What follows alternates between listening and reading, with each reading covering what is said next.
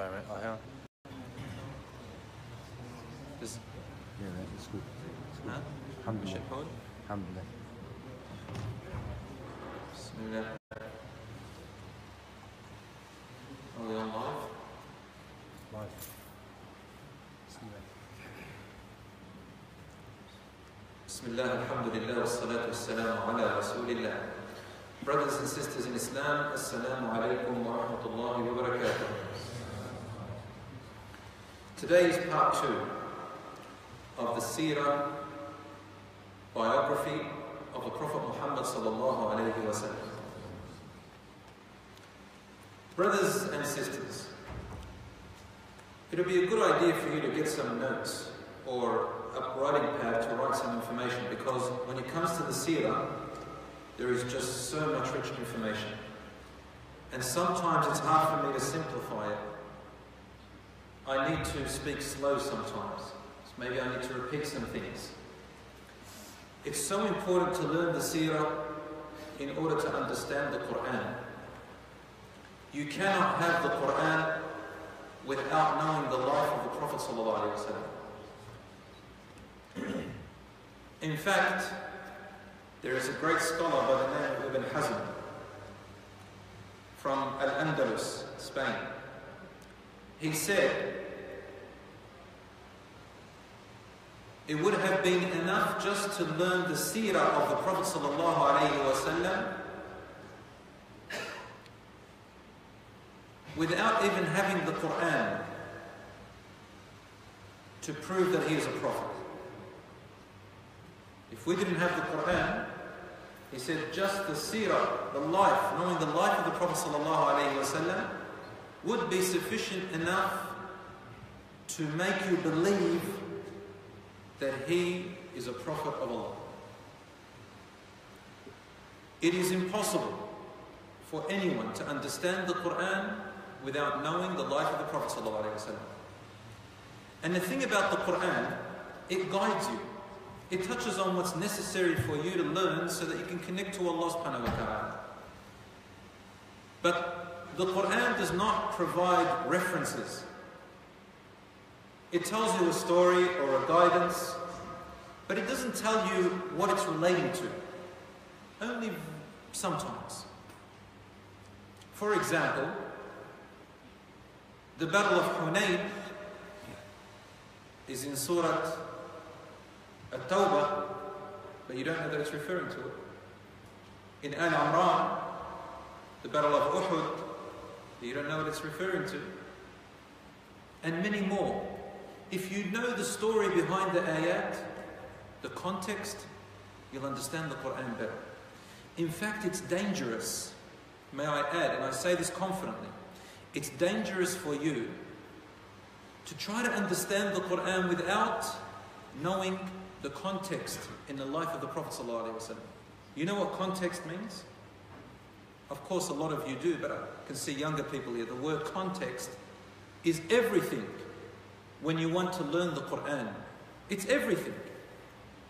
For example, Allah subhanahu wa ta'ala speaks in the Quran about taking arms against the disbelievers. And He motivates you to take up arms and fight them and not be afraid of them. Why does Allah subhanahu wa ta'ala mention this? We have to learn the context, the seerah. What's this story about? Does it mean that you have to go around every corner, wherever you see a disbeliever, you kill him or her? No. That contradicts the entire Quran actually. But the ayah is referring to when the Quraysh, disbelievers, the enemies of the Prophet ﷺ, were heading out to annihilate the Prophet ﷺ and the companions. And Allah subhanahu wa ta'ala had forbidden the Muslims from fighting for about 13 years, not allowed to fight back, even with persecution. And finally Allah subhanahu wa ta'ala brought down very strong verses telling them, go out and fight them wherever you see them round the corner, meaning the soldiers that are coming to fight you. And Allah says in other verses, وَلَا تَعْتَدُوا, don't be the starters of war. So there's a context. Otherwise you'd go ahead and say, I've got to kill every kafir. The next door neighbor, the one that comes to the mosque. That defeats the purpose of Islam completely. There goes Islam. If that was Islam, it would have been extinct a long time ago, because it truly would be a barbaric religion. My brothers and sisters in Islam, in a nutshell, it's impossible to understand the Quran without knowing the life of the Prophet ﷺ. We need to teach our children when they go to sleep, instead of reading them stories about Harry Potter and the likes, why don't you read them stories about the life of the Prophet ﷺ and make them love it? Wallahi, he is truly the master of masters. Rasulullah ﷺ is Sayyidul Awwaleen wal Akhirin. He is the best. You are learning about the best of the best. Sallallahu alayhi wa alihi wa sallam. He is the one that not only Muslim scholars have praised, but also non-Muslim historians and great thinkers and writers. He was rated, according to one of the great historians, Michael Hart, and others like him, as the best, most influential man in the history of mankind. To him, the most influential. Doesn't necessarily mean that he was a prophet of God to him, but most influential. And in Islam, definitely Rasulullah sallallahu alaihi wasallam, as-sadiq al-amin, the truthful, the trustworthy. Brothers and sisters, before I begin today, I'm going to talk about pre-Islamic Arabia. I'm not going into the story of Muhammad sallallahu alaihi wasallam yet. Pre-Islamic Arabia is essential for us to learn. You need to bear with me. You need to learn what happened before the time of the Prophet ﷺ. You need to learn the lineage. How did Arabs become Arabs? You need to know about the Arabs. Why? Not because the Arabs are better than anyone else. As the Prophet ﷺ said, لا فرق لعربي على أعجم إلا بالتقوى. There is no superiority of an Arab above a non-Arab except in piety, in God consciousness and God fearing. But why do we have to learn about the history of the Arabs? Number one, the Quran has come down in Arabic and in the context of what happened to the Arabs. And Rasulullah ﷺ came out from among the Arabs and he began the da'wah there. You will appreciate knowing the history beforehand, because the Quran constantly refers to people before Muhammad ﷺ. For example, in the Quran Allah says, وَقَوْمُ تُبَّعْ. Who are قَوْمُ تُبَّعْ? You will have no idea. The people of Tubba. Who is Tubba? And then you'll understand from today, inshaAllah, that Tubba is the title of the king of the Arabs of Yemen. And then you'll start learning history about them, what Allah is trying to say about them, subhanahu wa ta'ala, to you. What Allah is saying to you. So let's go into it. First of all, I'll just recommend a few books for you, for those of you who want to read a little bit more about the seerah. I always get asked this question, what can you recommend? I'll recommend some modern day books that are written in English. And the best ones that I can think of that I recommend, because their English is the best, except for one of them. The best among the seerah books of today is The Sealed Nectar, Al-Rahiq al-Makhtoum by Mubarak Furi rahmatullahi alayhi. He's an Indian scholar, but his Arabic was profound. The problem with that book is that it's English. English translation is a head door. You read it, you can't go through past 2 pages, you just want to put it away. It's the only problem with it. So unless you understand Arabic or Urdu, you're not going to enjoy it very well, unfortunately. Maybe one of us can retranslate that book, inshaAllah, in more of a simplified language, and language that we can understand.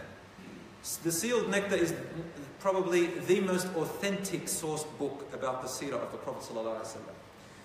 I also recommend, this is a really good book that is in really good English, and it's really good to connect with. It's called In the Footsteps of the Prophet by Dr. Tariq Ramadan. Another one is Noble Life of the Prophet ﷺ by Ali Salabi. I told you, get a pad and a pen, you would have written these down. Another one is Muhammad by Yahya Emmerich. That one's more for adults, if you really want to look at how he refutes the Orientalists. You know what Orientalists are? The non-Muslim historians who came out to try and pick on every little thing about Muhammad ﷺ's life and turn it into something horrible. Another one is Muhammad, his life based on the earliest sources by a convert, a revert to Islam, by the name of Martin Ling. Excellent English, because he's got Shakespearean English. The only problem with that book is that you've got a few errors in there that are factually wrong. Just be careful about them. And the horrible stuff about a love story about Muhammad sallallahu alaihi wasallam, and it's not even true. It's far away from the truth. So these are some of the books. Like, how do we know that what we're talking about the Prophet sallallahu alaihi wasallam is true? How do we know if everything we're saying is true? Where did we get all this from? You know, brothers and sisters, the seerah of the Prophet ﷺ is not like any other history book that you read from the West, or any other book even from the Arabs. A lot of it has so many problems. This person gives a different history to this person claims this history and that history. It's always been changed and altered. Except for the seerah of the Prophet ﷺ, we have an extremely detailed, authentic narration of his life. And that's one of the miracles of Allah subhanahu wa ta'ala, to be honest. If Allah had said in the Quran, which He did, that Rasulullah ﷺ has been sent to all of mankind, rahmatan lil alameen, He was a mercy to all of the world, the jinns and the humans, then His life story in detail has to last with us, even 1,400 years later. And subhanAllah, we have detailed stories about the Prophet ﷺ. When I do marriages for people, it's so easy to talk about the life of the Prophet ﷺ, more than Jesus Christ alayhi salam, more than Moses alayhi salam, more than Ibrahim alayhi salam. Why?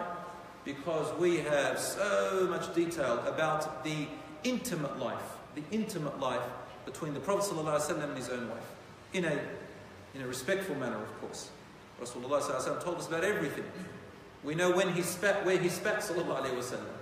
We know all these things about him because of the seerah. So, the Sahabas, they brought to us his life story. The nephew of Aisha radiallahu anha lived with her for a very long time. He narrates the most from her because he lived with her. He didn't need a mahram. She didn't need a mahram. You had some other companions who were really close, especially the younger ones. Among the earliest historians that we have, and the best source of the history of the Prophet ﷺ, has to be none other than a man by the name of Muhammad ibn Ishaq. Hands up if you've heard of him before. Ibn Ishaq. If you haven't memorized that name, guys, young and old, it's time for us now to learn who our great scholars were and where did we get our information from. This is our history. Everybody before, we ruled the world in justice and peace, and everybody loved us for more than 1,000 years. We reached China, guys. Everybody took the technology from us and our language. We translated most of the books of the word, including the old Greek books. Al-Andalus in Spain is one of the greatest places of our heritage in technology and advancement and knowledge. Everybody knew all of our scholars. It was only in the past 100 years, after World War I, when the Ottoman Empire fell, the West tried, those enemies who wanted Islam to die, they tried to change our knowledge and our education. You don't even hear about it in the curriculum. You know more about the Colosseums and the Romans and the Caesars and their empires more than our own. So my brothers and sisters, please put a bit more effort today and learn these names that I'm going to give you. Don't think of them as boring, they are extremely important. As you grow older, especially the younger ones, you remember these names inshaAllah, and they'll help you know that our religion is authentic. So, the early man is Ibn Ishaq. He lived 85 years after the Prophet ﷺ. 85 years, Hijri. So that means he has met the children of the companions, the grandchildren of the companions, and possibly some of the companions themselves. Maybe Abdullah ibn Mas'ud, maybe not. But this man Ibn Ishaq, long time ago, so he knows so much about the Prophet ﷺ, he met all these people. He even traveled the world to get information about the Western civilization, the Romans and the Persians. His book is amazing. And he came up with about 15 volumes. Unfortunately, in those days, they used to write it with their hands, page work. They didn't have copywriters and printers like what we have today. So then came his student, about 100 years later. Student of his students, his student, not 100 years later, a few years later, and he produced a book called Sirat ibn Hisham. Sirat ibn Hisham is the greatest source that scholars use to talk to us and write their books about the life of the Prophet ﷺ. And he summarized it from 15 volumes to about 4 volumes, took out all the unnecessary information. But, subhanAllah, Ibn Ishaq's books were found again in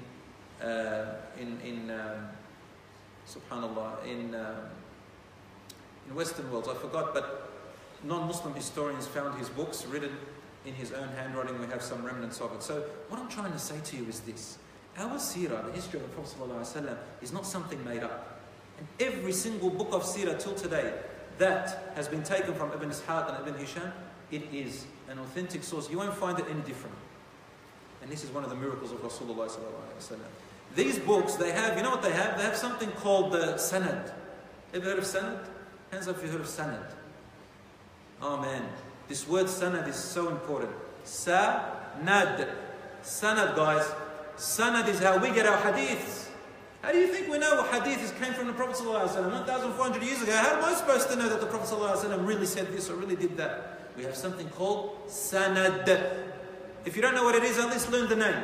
Repeat after me. Sanad. Sanad. You can say it. How old are you? 9? A 9-year-old knows it. Shame on you. You just learnt it now, mashallah. Don't ever forget it. Sanad. Alright? Sanad. Sanad is like, you know, when an archaeologist finds something in the desert and he studies how long this bone has been there or this artifact has been there, and they've got little signs and remnants, and they follow it and they follow back to other things, other remnants. Sometimes you look at bacteria and you trace it back to other type of bacteria. Scientists can go all the way back to like 50 million years ago and tell you what bacteria existed there. And they have, by the way. The Cambrian fossil, 50 million years ago, they can tell you by tracing it back to bacteria. We have sanad. We can trace it back by name after name after name of each person, every person who said it and heard it, their life, where they lived, whether they were truthful or not, everything. We've got all their names.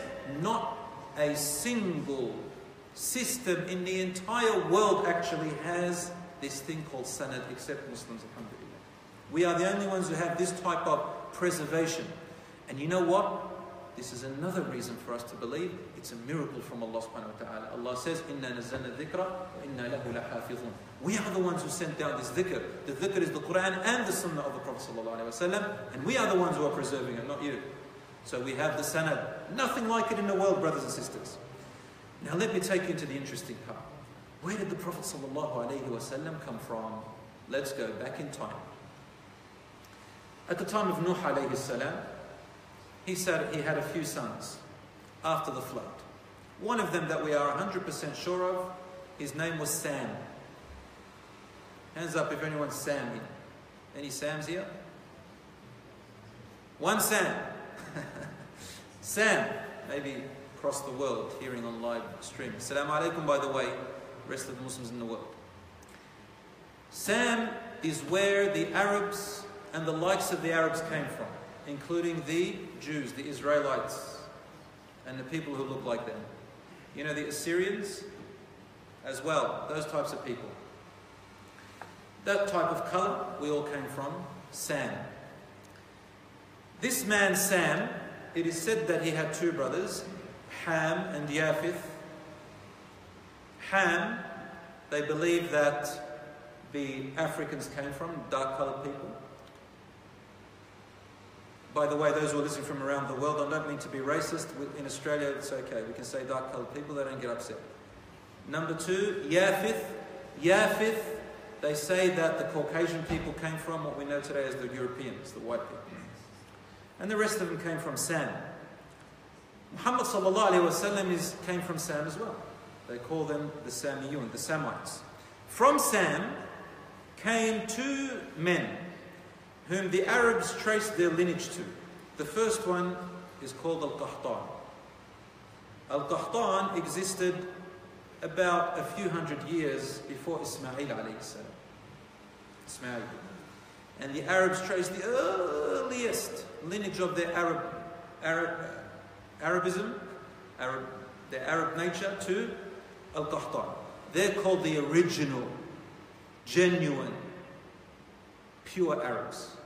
In Arabic they call them Al-Arab Al-Ariba. And the name Arabi didn't exist before Al-Qahtani. He had a son named Ya'rab. And from his name, they took the name Arab. It was named after a man. And from there came the original Arabs. Some of the original Arabs were the ones who existed in Medina at the time of the Prophet ﷺ. They're the people of Yathrib, Al-Aws and Khazraj are the original Arabs, and some others. Even till today, I hear about them in Saudi Arabia or other places. Arabs, man, they trace their lineage. They've got a family tree that takes them, some of them, all the way back to Nuh alayhi salam. All the way back to Nuh alayhi salam, some of them. And sometimes we hear this sheikh, so-and-so, Al-Qahtani. Ever heard of that before? Al-Qahtani, meaning he comes from Qahtan. And truly they have an Arab lineage all the way in their family tree, goes all the way. Arabs have this thing about their honor. They will die for honor.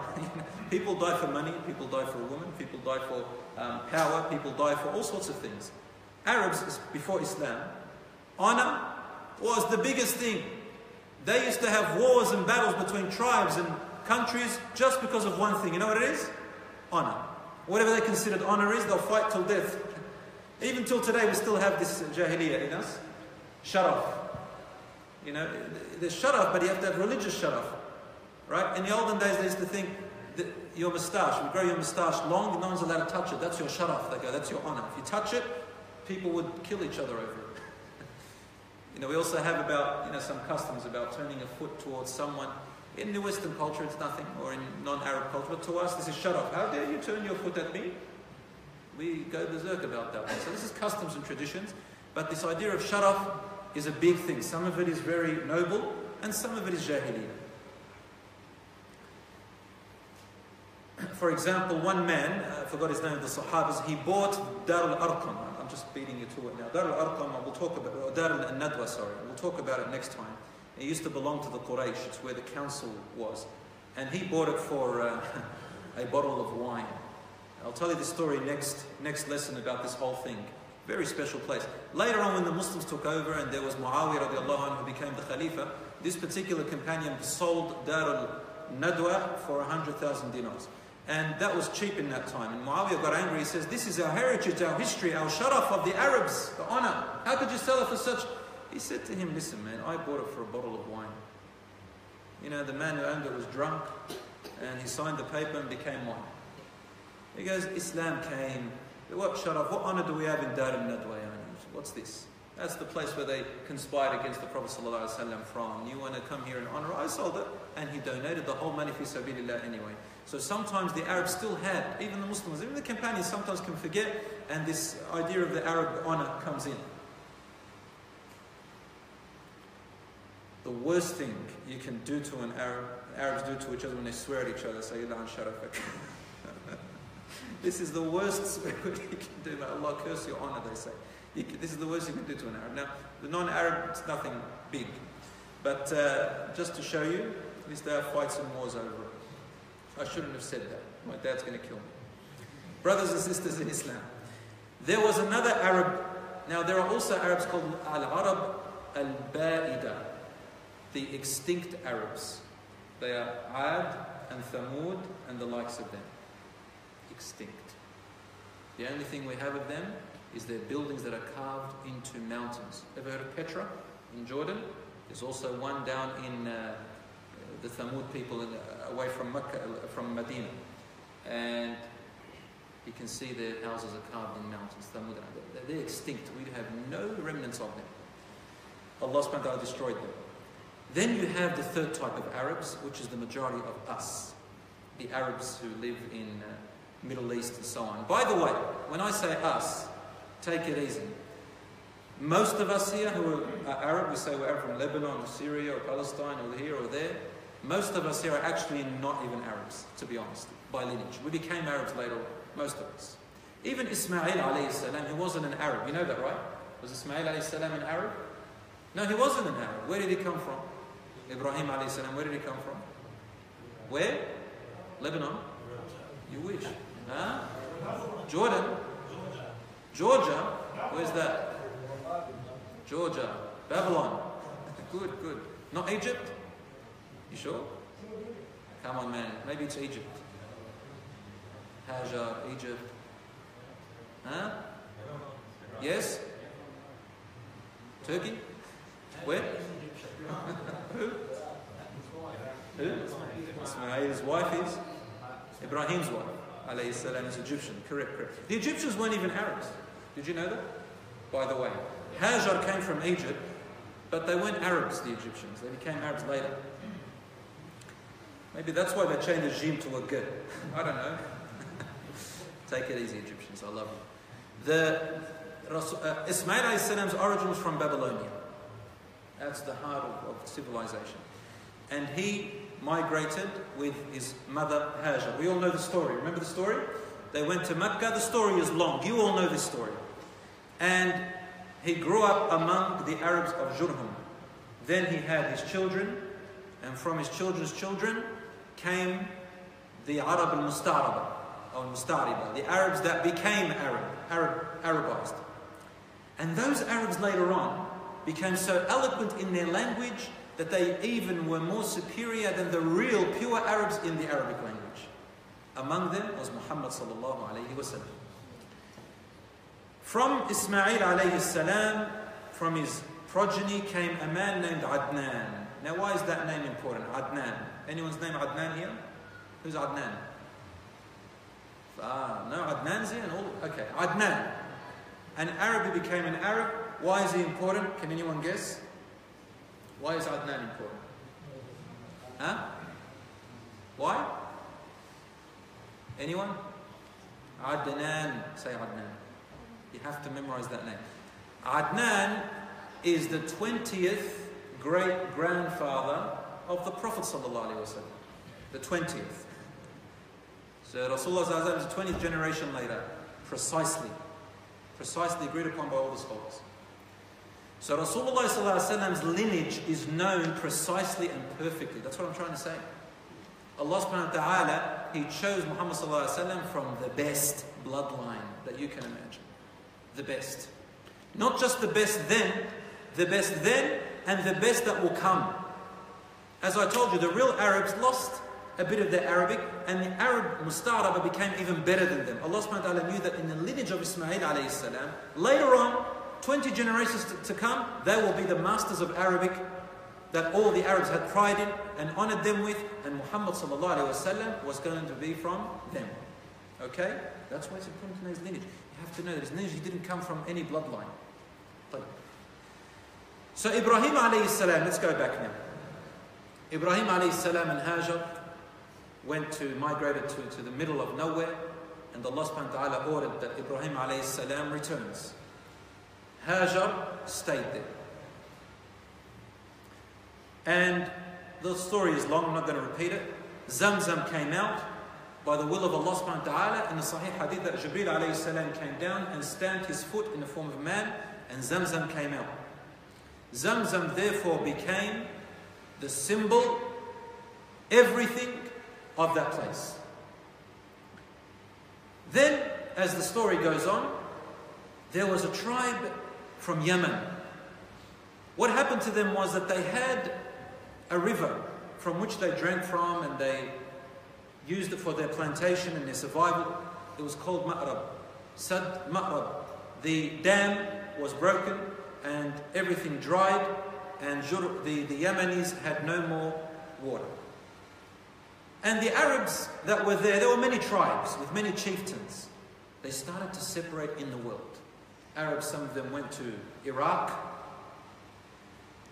They went to Iraq. Some of them went to Sham. Sham today used to be Greater Syria. Now Sham is Lebanon, Syria, Palestine, Jordan, parts of Turkey. That's a Sham. And honestly, Yemen at that time, they were the only Arabs there. There were no other Arabs at all. We're talking maybe, 5,000 years ago? 4,000. 5,000 years ago. At the time of Ibrahim would have been about 3,500 years ago. Another tribe called Thaqif, they went to Al-Ta'if. There were also the Ghassanites, Al-Ghassasini. They went to Asham, as I said, 300 AD. There was also Al-Manadhira, the Lakhmites. All these names, I don't know if you really want to know them, but just let you know. They went to the borders of Iraq. And these guys, Manadhira, they became friends with the Persians. And they were the heart of technology and ilm and knowledge for the Arabs before Muhammad sallallahu alaihi wasallam. Among them came a scholar named Ibn Sirin. Anyone ever heard of him? Ibn Sirin, great scholar of medicine, interpretation of dreams and so on. There was also Musa ibn Nusayr, who conquered Spain later on. We have great people from those Arabs of Iraq. And these guys, these Arabs from Yemen, they were good looking, and the Persians called them the king of the Arabs. Anyway, let's move on. Some of them lived in Iraq, as I said, and those Arabs became Christians. They became Christians because they were allies to the Romans in Iraq. Later on, they took on the Persian beliefs and they became allies to the Persians. The Persians nicknamed them, as I said, the king of the Arabs. The Persians were full of arrogance, pridefulness. The Romans were better than them because the Romans were Christians. The Persians were Zoroastrians. They worshipped fire. And that'll explain to you why some of the beliefs came into the Arab world when it came to fire and idolatry and pridefulness. Came a little bit from here and from there. So the Arabs were actually pure. From the time of Ismail and Ibrahim alayhi salam, there was a tribe named Jurhum. And they came from Yemen looking for water. And you know the story. They found Ismail and Hajar and they settled amongst her. Jurhum tribe could have killed Hajar and her son and taken over Zamzam. But who knows why they didn't do that. Remember we said about the Arabs and their honor. Remember when I said some is good, some is bad. This is a good type of honor, sharaf. It was among the honor and loyalty that Arabs respected themselves even before Islam. You find a woman alone or a child alone, you do not harm them. Otherwise, it is it is a shame upon the tribe forever. So they lived among her. As I told you, their honor is everything. Take money away from them, they're everything, but not their honor. They lived among them, and Ismail alayhi salam grew up. It is said that he is the one who learned how to hunt horses and tame them from the Arabs. The Arabs were horsemen, the stallions, and so on and so forth. And Ismail alayhi salam learned the Arabic language just as good, probably even better than them. He was a poet, eloquent, Arabic-speaking prophet of Allah subhanahu wa ta'ala, Ismail alayhi salam. Then we know that the story goes on where Ibrahim alayhi salam and Ismail built the Kaaba. They built the Kaaba. And when they built the Kaaba, Allah subhanahu wa ta'ala said to Ibrahim alayhi salam to stand and call to the people to come to it. Allah says, وَأَذِّن فِي النَّاسِ بِالْحَجِّ يَأْتُوكَ رِجَالًا وَعَلَى كُلِّ ضَامِرٍ يَأْتِينَ مِن كُلِّ فَجٍّ عَمِيقٍ. Allah said, and He told Ibrahim alayhi salam, stand and call in Hajj to all the people to come, and they will come to you from every far corner and deep areas of the world, from the valleys, from the mountains. This, my dear brothers and sisters, is nothing but a miracle. And truly Allah, and Ibrahim asked Allah in the same ayah, in the same dua, he said, Oh Allah, make this land a pure land, beloved to the hearts of the people, that enters their heart and makes them come there.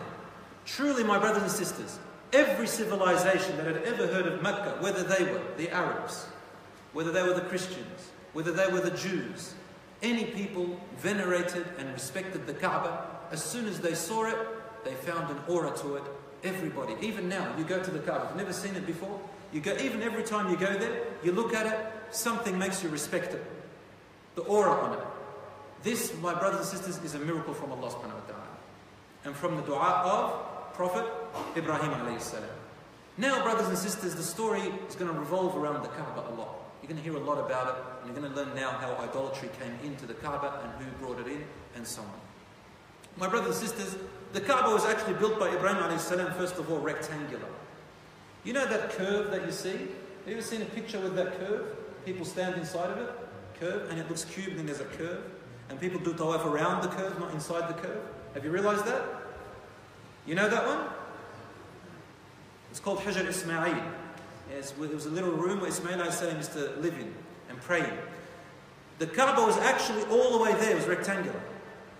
Later on, you're going to find out why it became a cube when I come to the story in the next class, inshallah. We'll leave it to that now. It had no cover over it. It was just bricks. And there was the Hajar al-Aswad, the black rock. Some say it came from Jannah. It was white and the sins of the people made it black.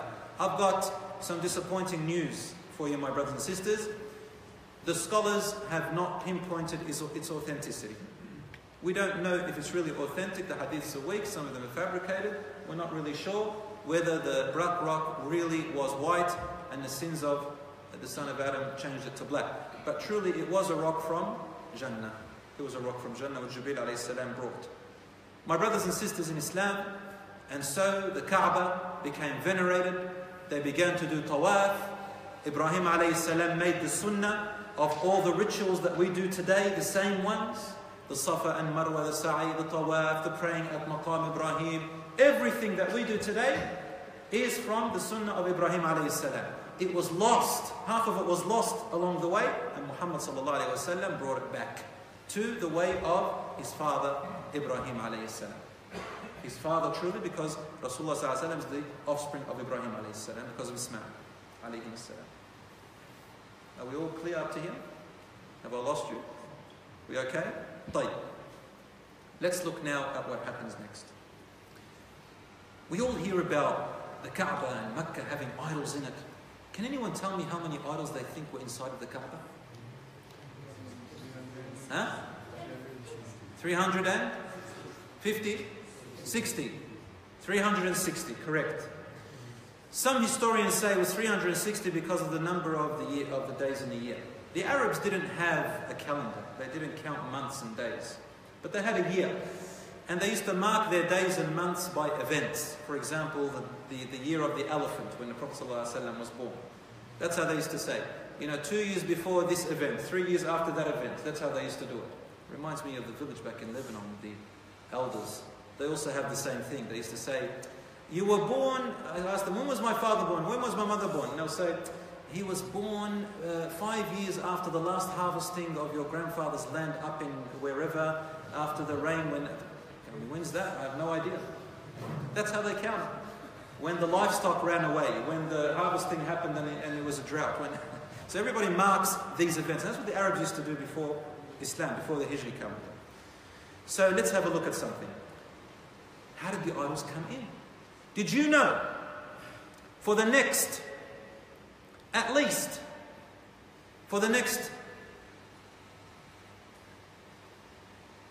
2,000 years or less, the Arabs everywhere in the world, not a single Arab did shirk.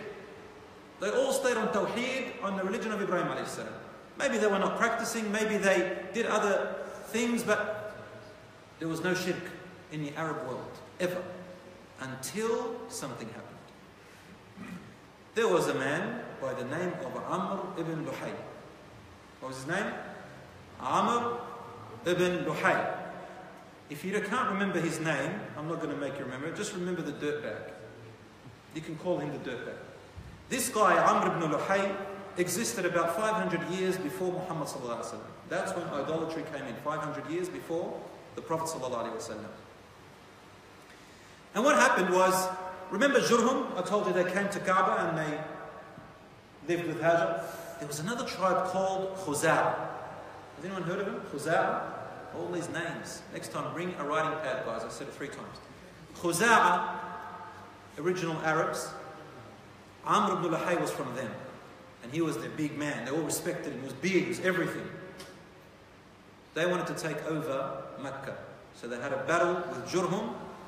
And they beat the Jurhum tribe. So the Jurhum, they went and buried Zamzam. They buried it.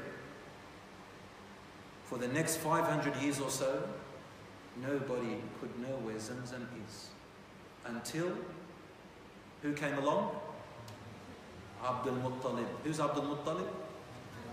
The grandfather of the Prophet ﷺ. That story will come next week, about how he found Zamzam once again, just before the coming of the Prophet ﷺ. Jurhum buried it.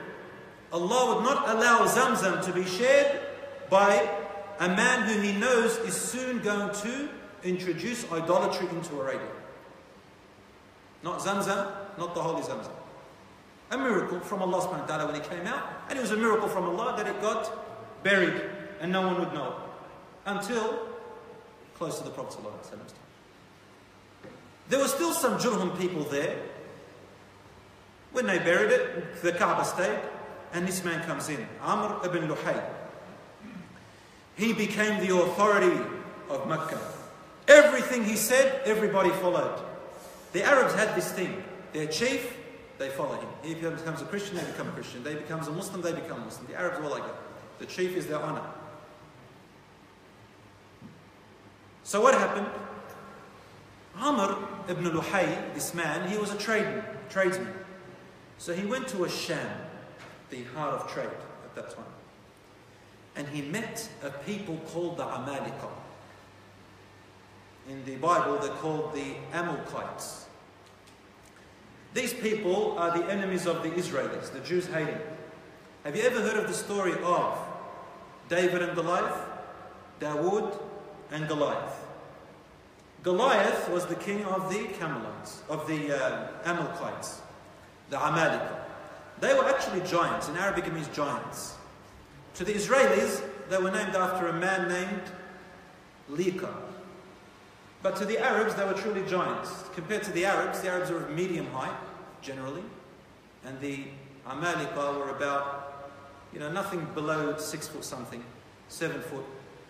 So they were probably 2 meters, 190 centimeters, 2 meters, 2 meters and above. Huge people. And they were extinct. They perished after the battle with Dawood alayhi salam. However, some of them stayed. And when Amr ibn Luhay came along, this was before Dawood alayhi salam, that was after Dawood alayhi salam, he found some of them still there and they were still in authority. Before Dawood? No, after Dawood alayhi salam. The Amalika were a respected civilization by the world because of their size, especially by the Arabs. And he found them worshipping idols. He said, "What's this?" Rocks carved out.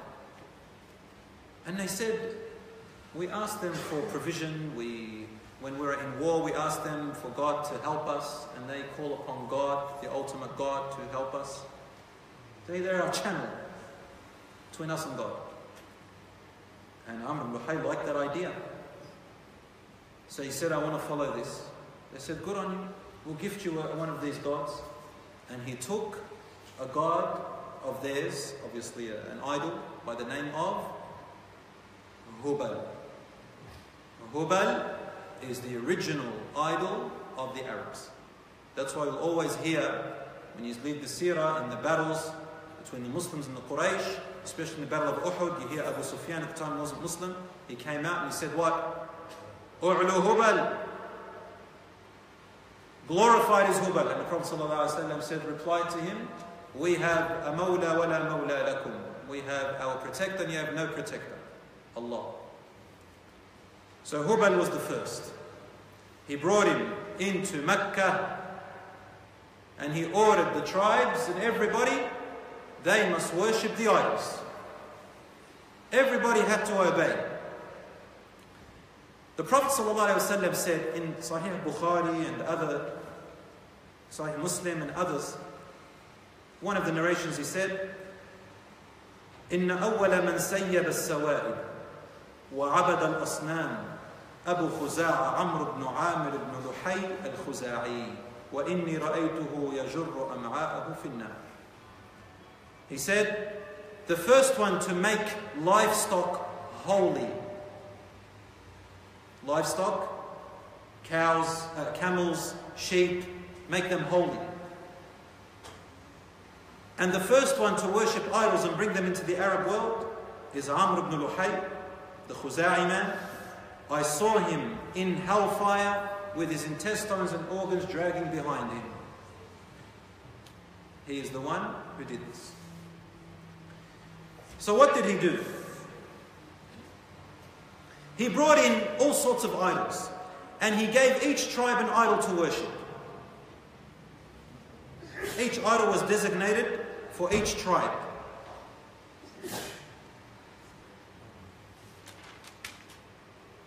For example, there was Wad, Suwa', Yaghuth, Ya'uq, and Nasr. They were the gods from the time of Nuh alayhi salam. Each tribe took one. I won't say their names of the tribes, but each tribe had an idol that they honored, and this was for that tribe. And the way Amr ibn Luhay knew these names of these idols, the shaitan actually came to him in a dream. And he said to him, hey, there's Wad, Suwa', Yaghuth, Ya'uq, and Nasr. These are the oldest idols from Nuh alayhi salam's time. Make them gods. And that's how he brought it in, Amr ibn Luhay. The shaitan helped him. He made new rules in Mecca. You have to know these rules because the Quran actually talks about it. And when we talk about the Prophet ﷺ, we're going to come back to these rules and what happened. Some of the rules are as follows. He said to each tribe, listen, some of you who don't live in Mecca and some of you who need to travel away from Mecca, you have to worship God. They said, we're worshipping God. He said, no. You have to have a channel between you and God, Allah. You know, like Greeks, ancient Greek. Zeus is the big god. You got all these other little gods. That's how he started making him believe. No different, Greek theology. So he said, Hubal is the big one. He's in Kaaba, and each one of you have to take something of their idols. What do you take? He said, you have to take a piece of the rock of the Kaaba. Take a little rock, you take it with you for each tribe, or each person, and you worship it along the way. Or a rock from around the Kaaba. In Bukhari, it says that the Sahabas used to say this. We used to worship rocks. When we found a rock that looked nicer than another rock from the Kaaba, we'd throw the other rock away and take that and make it our God. The nicer looking rock. You can see it's based on nothing. And if we didn't have any rock, you know what they would do? They would pile up some dirt, make it a little heap. We'd get a goat, a female goat, and would milk it, the milk all over that pile, and then we'd make tawaf around it, and it becomes holy. Ibn Hajar al-Asqalani, he says, great scholar, he says, the companions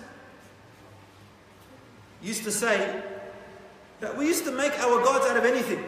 Anything, we don't have any rock. Sometimes we'd make our gods out of dates. And when we got too hungry in the deserts, we start eating our gods. Eating your own gods, subhanAllah. This is what they started to believe in, subhanAllah. You know what? It's not strange. This day and age, we come back to the same rubbish. I know we're Muslims and I know all this stuff. But today, even the most technologically advanced countries of the world, subhanAllah, they're so advanced, they don't believe in anything. They'll still come and make sure they worship, I don't know, this idol of that thing and this idol of that thing. The Hindus, for example, they don't have an aqidah. They've got no system of the worship of God whatsoever. All you've got to do is just worship many gods. You can have a god of your choice, of anything that represents anything. Whatever you like. In the US and Australia and Europe, all over Europe, they believe in star signs, and some believe in tarot readings, and they have your astrology reading. People believe that if you're born in January, then you're of this character. If you're born in February, you're of that character. They still adopt it till today. Star signs. What else did Amr ibn Luhay do? He mutilated livestock and made them holy. And I'm wondering why the Hindus make the cows holy. And this happened among the Arabs. Allah says in the Quran, ما جعل الله من بحيرة ولا سائبة ولا وصيلة ولا حام ولكن الذين كفروا يفترون على الله الكذب وأكثرهم لا يعقلون. Al-Baqarah verse 103. So this is one of the verses that we read, and a lot of people really don't understand what it's saying. What's this?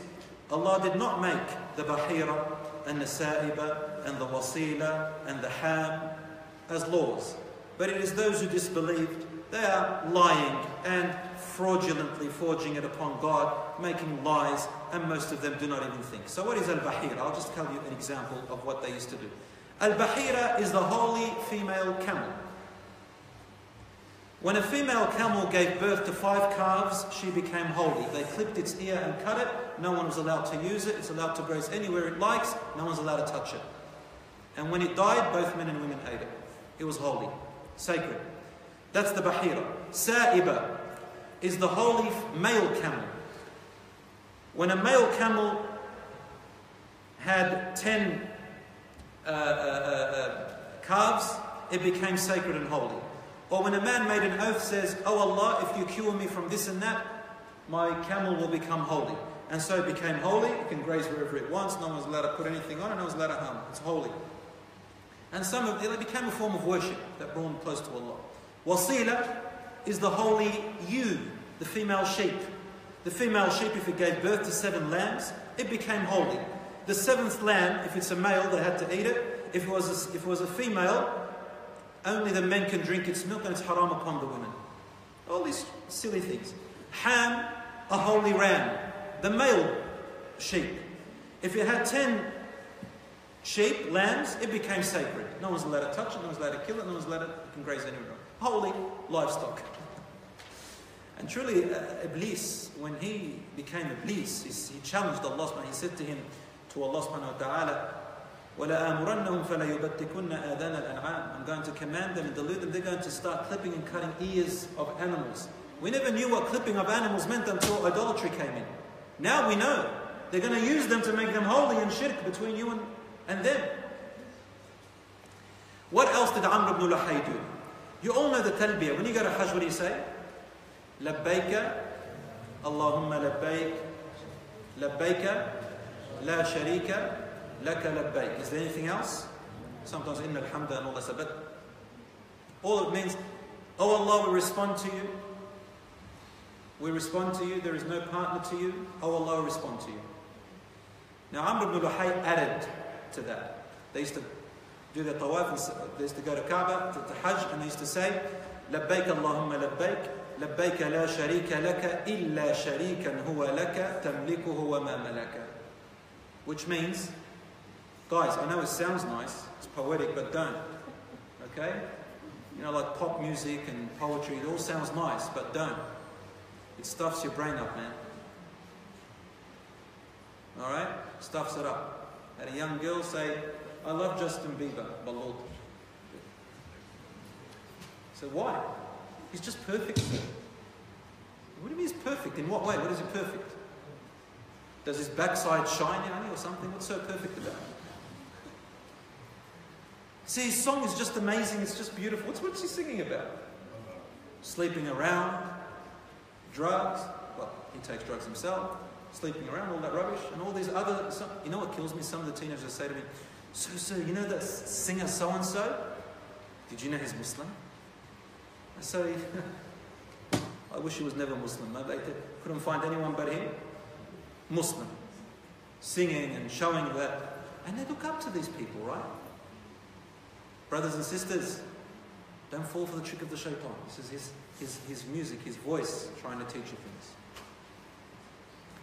So he said, we respond to you, Allah, there is no partner to you except a partner that belongs to you. And everything that partner has belongs to you. So he played around with words. So my brothers and sisters, they started to worship these idols in such a way.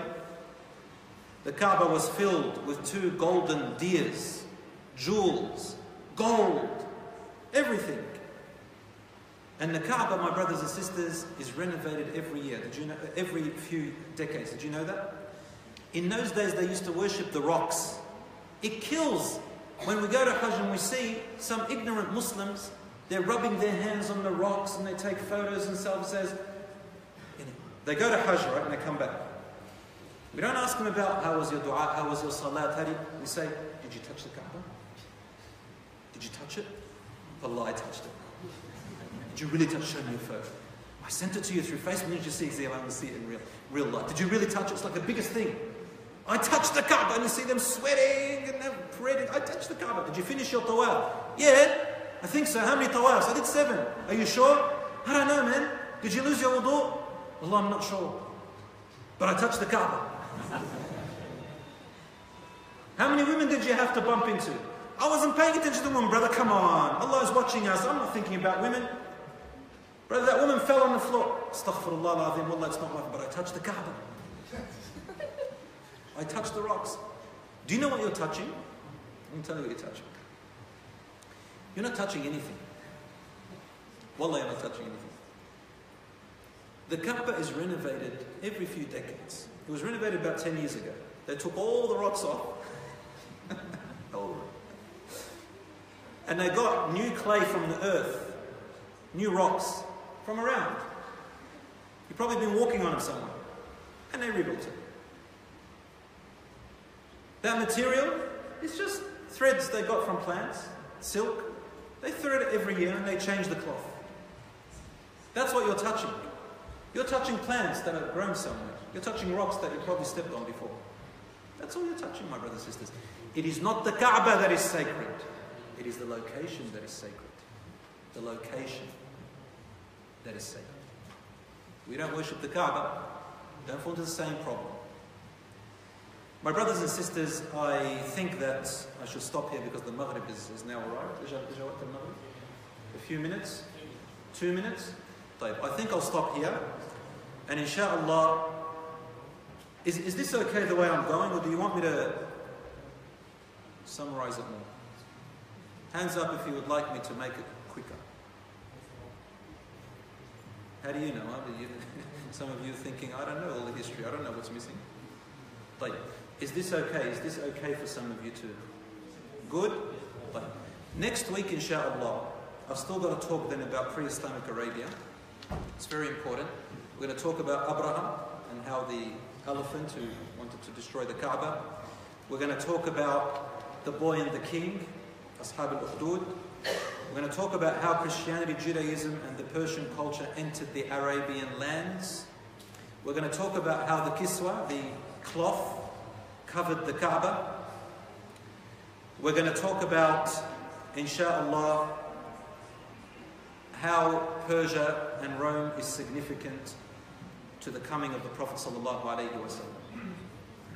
That's next week, inshallah, and then we'll go into his birth and so on and so forth.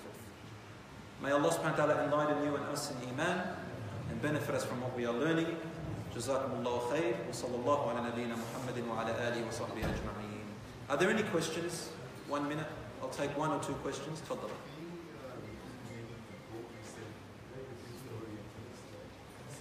Yes, the one about the Orientalists. The book that I've got 2 of those volumes. It's called Muhammad by Yahya Emmerich.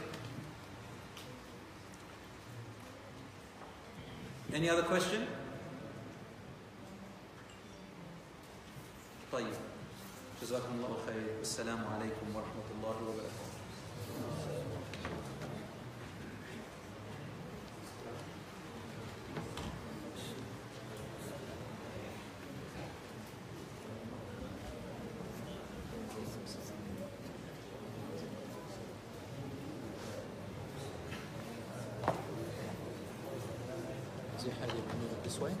أول 6 ساعات ثلث ساعة أول 3 ما في مشكلة.